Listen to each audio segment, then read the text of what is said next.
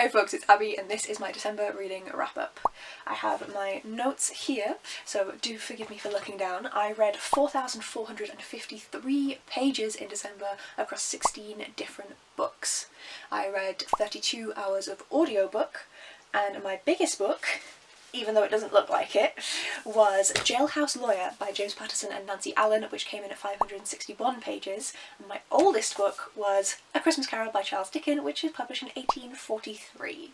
So, doing pretty well here. Genres. I read 5 fantasy books, 2 crime books, 4 classics, 1 science fiction, 1 literary fiction, and 3 non-fiction. For the nationalities, I have 1 Czech author, 1 Palestinian author, 4 Australian authors, 5 American authors, and 5 British, and in this case, English authors. Then for the format that I read the books in, I'm not going to hold them up this time because I didn't necessarily read the format that I physically own. So I read 6 books via paperback, 4 books via hardback, 2 books via audio, and 4 books via ebook, because I went home to my parents for Christmas and I was not taking every single book that I had with me, so the Kindle was helpful here.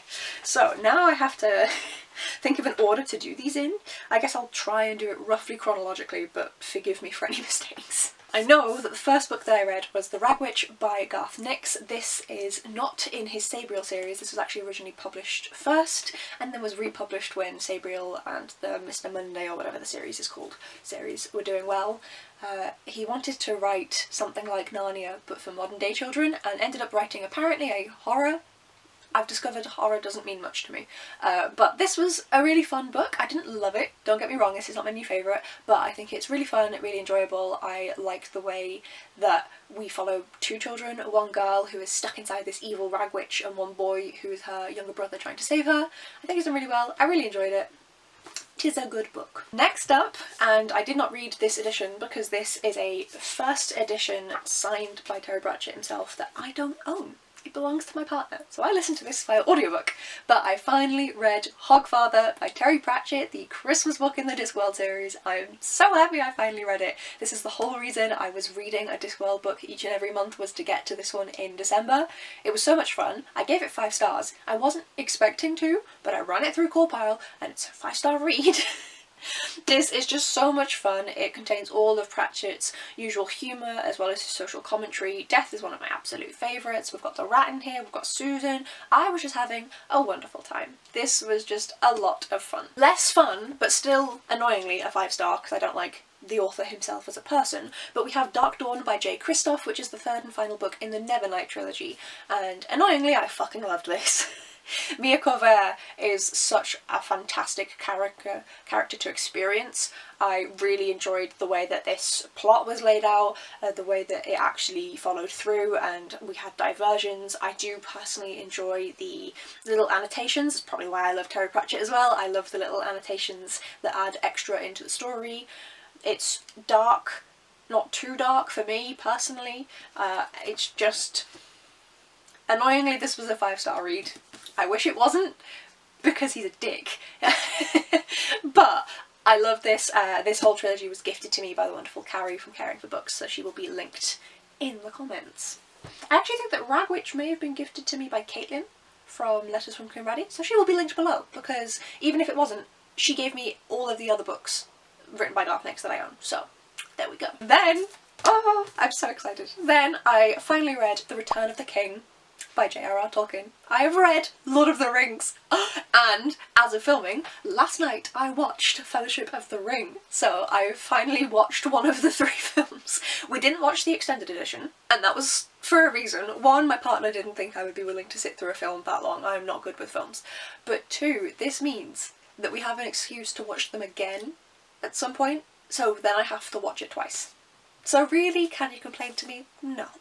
Anyway, Return of the King, another 5-star, I loved it. I was not expecting the end plot and the way that works. Somehow hadn't been spoiled for that for the past 28 years I've been alive on this planet. Was not expecting that.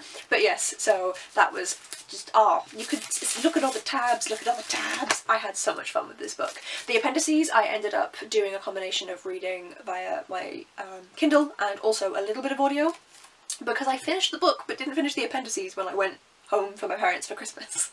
So I still need to do some tabbing in the appendices, although there isn't much to tab in there for me personally, because like, what am I going to do? Tab that it's lore? The whole thing is lore.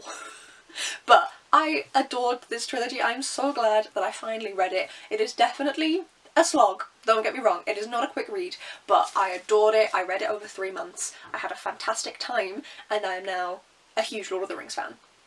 It just took me a while to get there. Then my annual reread, A Christmas Carol by Charles Dickens. I read this each and every Christmas over Christmas Eve and Christmas Day, mainly because I spend Christmas Day with my parents and they won't let me help with the cooking, so I have to do something while I'm sat alone for a couple of hours. So I read this each and every year. I get more from it and enjoy it even further than I had before, so I absolutely loved this. We also, me and my partner, watched the Muppet Christmas Carol adaptation, which I first saw for the first time last year. I'm not a film person, and really enjoyed that again as well.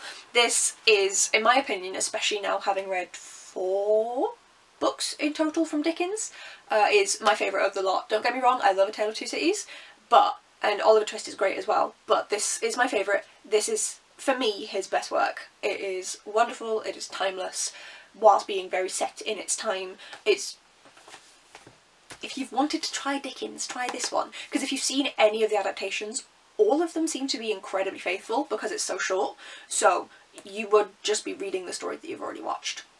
Easy way to say you've read some Dickens, just saying, just saying. Via ebook, because I didn't want to take it to my parents, I read 19th Christmas by James Patterson. Why did I forget that name? I remembered Maxine Paetro. So this is the 19th book in the Women's Murder Mystery series. I forget what the Women's Murder Club thrillers, there we go.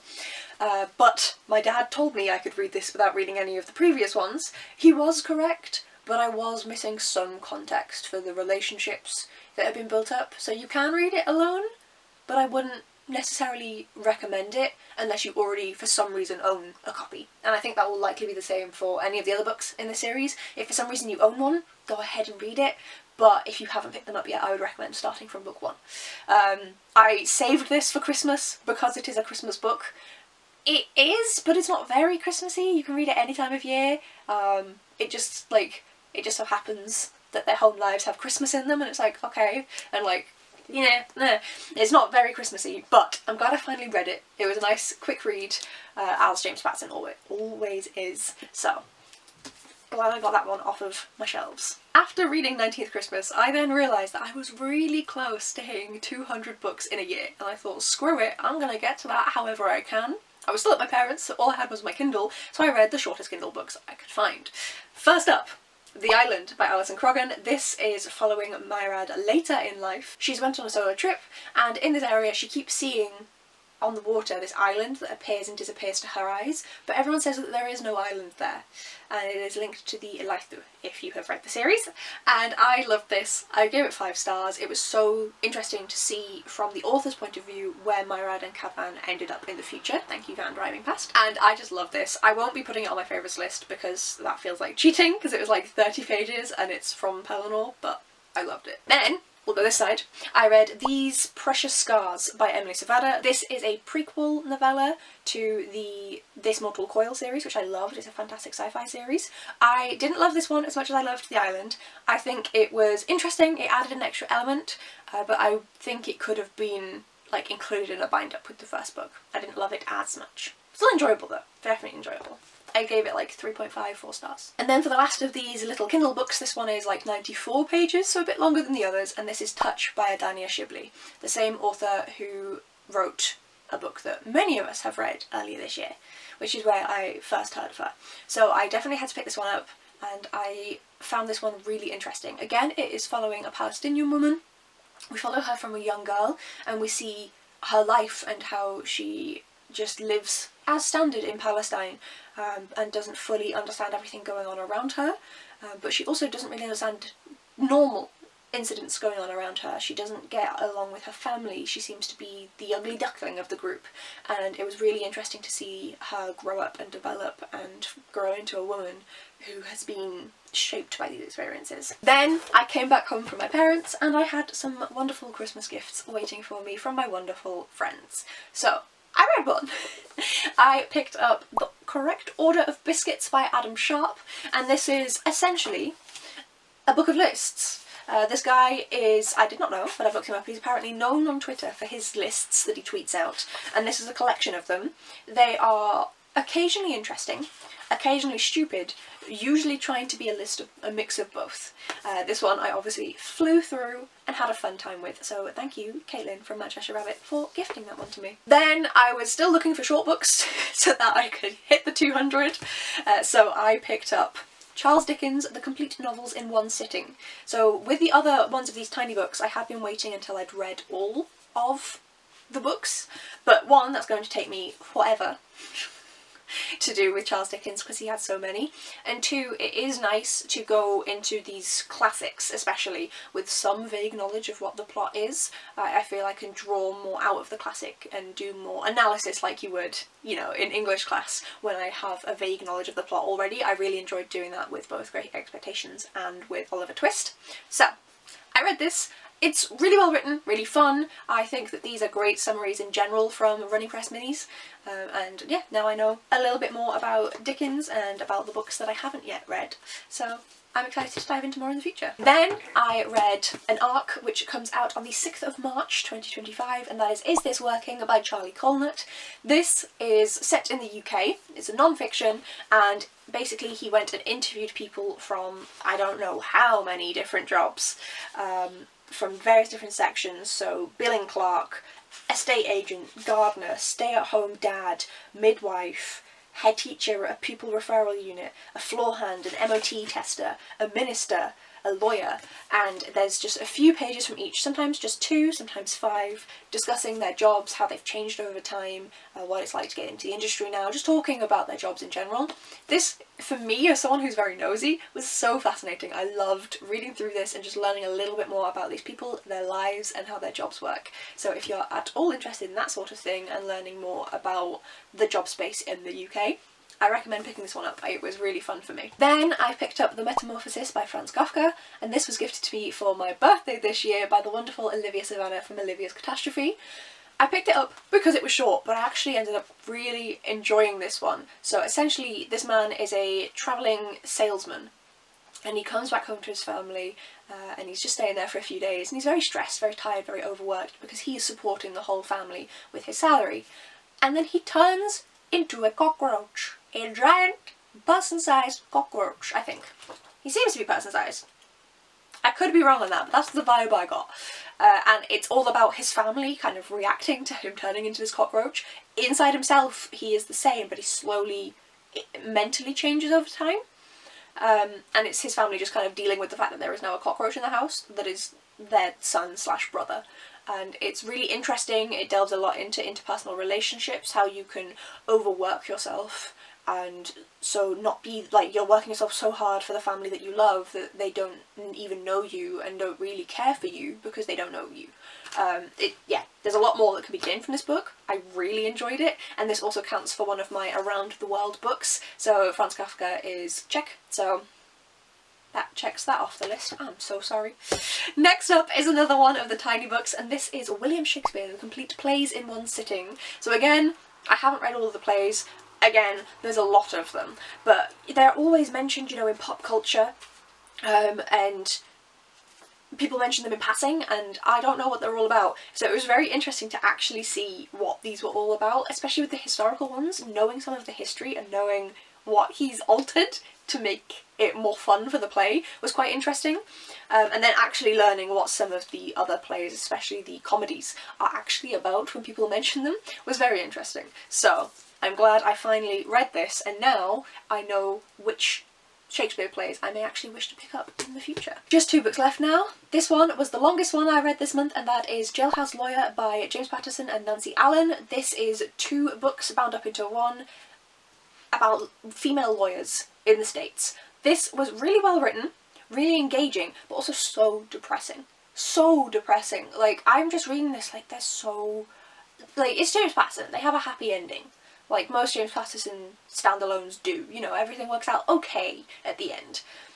And so that was fine, you know, you get the ending. But they're so depressing. You have miscarriages of justice, purposeful abuse and torture of people, both by those in positions of power and those who are only in power over the people that they're torturing, but who are allowed to continue by the rest of the community. And they're just very dark stories, which I was not, like, I just wasn't expecting to be so depressed reading this. Like, it's a very quick read, but I kept avoiding picking it up because it was so depressing. So, like, I still was like, yeah, this is perfectly fine James Patterson, it's written well, like, you know, of all of the, like, mark points on Colenutt, you know, like, it's intriguing, the plot is written well, it's paced well, but god damn was it depressing. But luckily I finished off the year with a 5-star read, which I expected to enjoy, but I did not expect to love as much as I did. And that is The League of Lady Poisoners, written and illustrated by Lisa Perrin. This was gifted to me by Carrie for my birthday, thank you so much, and I adored this so much. So obviously it's gorgeous, like, let's just start there, with beautiful illustrations inside that I absolutely adored. There's one section that specifically has plants, and I would die for. Where are the plants? Give me the plants. Plants.